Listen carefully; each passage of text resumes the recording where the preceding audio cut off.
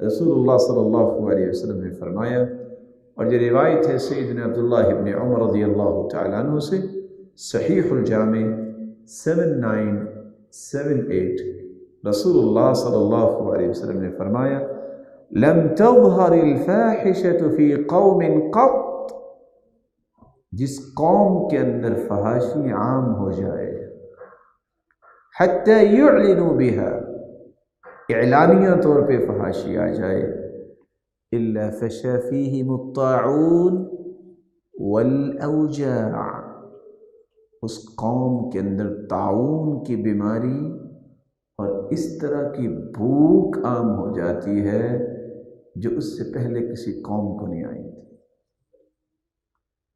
और आज देख लें, फहाशी जिस जोर और शोर से आम करने की प्लानिंग्स की जाती हैं, काश इसको रोकने की प्लानिंग होती।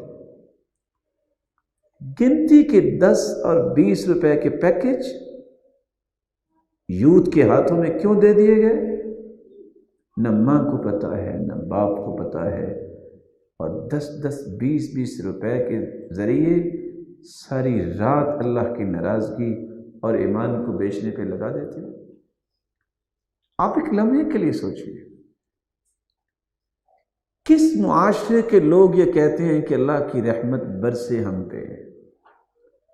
मदीने में सहाबी अपनी अहलिया को लेके जरगर की दुकान पे पहुंचे और उनको अलग बिठा दिया। यहूदी ये मुसलमान का सबसे बड़ा दुश्मन है, क्योंकि कुरान ने कह दिया है। एक अलग बात है कि ये बात सुन के आपको थोड़ी सी परेशानी तो होगी कि आज कितनी ज़ुबानें बोलती हैं और सुनने वाले भी चुप कर जाते हैं कि यहूदी तो हमारे बड़े खैर ख़्वाह हैं, उनके साथ हमारा को पैचअप होना चाहिए। यहूदी सबसे बड़ा दुश्मन है। लतजिदन्न अशद्दन्नासी अदावतन लिल्लज़ीना आमनुल यहूद, मोमिनों का सबसे बड़ा दुश्मन यहूदी है। कार्ल बोकाई मुसलमान हुआ ही इस वजह से, और अपनी बात वो लिखता है कि मैं सिर्फ इस आयत को पढ़ के मुसलमान हुआ हूं कि आज 1400 साल गुजर गए, एक साल नहीं ऐसा गुजरा कि जिस साल यहूदियों ने मुसलमानों से अपनी दुश्मनी कम ही की हो। इसका मतलब है ये कुरान सच्चा है, मुसलमान हो गया। रसूल अकरम सल्लल्लाहु अलैहि वसल्लम ने ये स्टेटमेंट दे दी है, उस कौम के अंदर, जिस कौम के अंदर फहाशी आम हो जाएगी, उस कौम के अंदर ताउन की बीमारी आएगी। और ताउन की बीमारी क्या होती है? शायद आप में से कुछ अहबाब जानते हो, इंसान की गर्दन और इंसान के बाजू बगल में वो मामूली सा एक उभार होता है, नतीजतन चंद ही दिनों में वो इंसान एक्सपायर हो जाता है। और आज तक कैंसर डायग्नोज क्यों नहीं हो सका? ये आए दिन खतरनाक जो है वो सूरत हाल क्यों बनती जा रही है? कैसी कैसी बीमारियां आ रही हैं जो कभी आपने बचपन में सुनी थी, जो कभी आपने अपने आबाओ अजदाद की ज़ुबानों पे सुनी थी कि ये भी बीमारी हो सकती है। उस कौम के अंदर, जिस कौम के अंदर फहाशी आम हो जाए, वहाँ अल्लाह ताला के अज़ाब ऐसे ही आते हैं। और आज समझ से बाहर है। कुरान की आयत सिर्फ इतनी है, इन्नल्लज़ीना युहिब्बूना अन तशीअल फ़ाहिशतु फ़िल्लज़ीना आमनू, वो लोग जो सिर्फ पसंद करते हैं, फहाशी करते नहीं हैं, पसंद करते हैं कि मोमिनों में फहाशी फैले। कुरान ने आगे क्या हुक्म दिया है, क्या खबर दी है? लहुम अज़ाबुन फिद दुनिया, दुनिया में भी अज़ाब है और आखिरत में ज़िल्लत है। बीइंग अ मुस्लिम, एक इंसान को शर्म और हया करनी चाहिए कि वो शख्स इस्लाम का दावेदार भी हो, और अल्लाह ताला का ये फ़ैसला है कि इस्लामी अक़दार को फ़रोग़ देने की ज़िम्मेदारी भी हो उस पर, कि मैंने इस وطن عزیز کے اندر اسلام کی ان بنیادوں کو مضبوط کرنا ہے جس پہ قومیں عروج پاتی ہیں۔ آج وہی اگر کہے کہ فحاشی کے اتنے اڈے اور اتنے ارب روپے لگا کے انسان کھولے گا، آپ کیا خیر کی توقع کر سکتے ہیں؟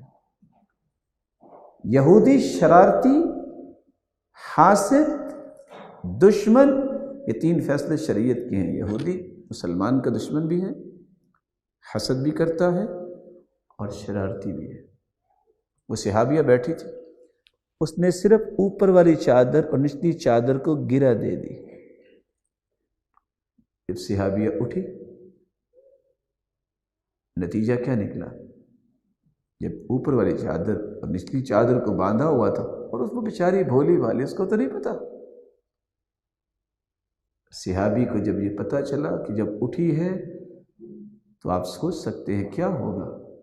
چادر جب اٹھی ہے، اس کے پاؤں یا کوئی چیز نظر آئی ہوگی، اس غیرت میں آ کے اس صحابی نے اس یہودی کو قتل کر دیا تھا، جس کے نتیجے میں یہودیوں نے مل کے اس مسلمان کو قتل کر دیا تھا۔ اللہ کے رسول نے فرمایا آج محمد اس وقت تک سوئے گا نہیں جب تک ان کو مدینے سے نکال نہیں دے گا۔ کس غیرت کی بات آج مسلمان کرتا ہے، کس چیز کے دعوے کرتا ہے؟ موٹر سائیکل جو ہے بیچنا ہو تو وہاں ایڈورٹائزنگ کے لیے عورت، گھریلو استعمال کی چیز، بازار کے استعمال کی چیز، مردوں کے استعمال کی چیز، ہر چیز میں ایڈورٹائزنگ کے لیے عورت۔ سبب کیا ہے؟ یہ وہ سبب ہے جس کا حدیث نے تذکرہ کر دیا ہے۔ اللہ کے رسول نے فرمایا تھا کہ ایک وقت آنے والا ہے، تم لَتَتَّبِعُنَّ سُنَنَ مَنْ كَانَ قَبْلَكُمْ شِبْرًا بِشِبْرٍ وَذِرَاعًا بِذِرَاع۔ تم ایک وقت آئے گا کہ یہود و نصارہ کے طریقوں پہ عمل کرو گے، جہاں بلشت کی بلشت اور وَذِرَاعًا بِذِرَاع، اور آگے اس کی تفصیل بیان کی، حَتَّى لو ان احدهم دخل جحر ضب لدخلتموه۔ ضب گوبھی جس کو کہتے ہیں، اگر کوئی اس کی بل میں یہودی و عیسائی جائے گا، تم کہو گے یہ بھی کوئی کام اچھا ہی ہوگا، میں بھی جاتا ہوں، خواہ کوئی چیز ڈس جائے۔ اور اگلی بات وَلَوْ أَنَّ أَحَدَهُمْ جَامَعَ امْرَأَتَهُ فِي الطَّرِيقِ لَفَعَلْتُمُوهُ۔ اگر یہودی اور عیسائی رستوں میں اپنی بیویوں کے ساتھ وہی کچھ کریں گے جو گھر میں کرتے ہیں، تو تم کہو گے شاید اس میں بھی عزت ہے، تم بھی ایسا ہی کرو گے۔ حالت کیا بن گئی ہے؟ جن دانشگاہوں نے، جنہوں نے انسانیت کے ٹیڑھے افکار کو درست کرنا تھا، وہاں افکار کیا ہے؟ یہ معاشرے کی بنیادیں ہیں جس کو ایک ایک کر کے جہاں کمزور کیا جا رہا ہے، ان کو کاٹا بھی جا رہا ہے۔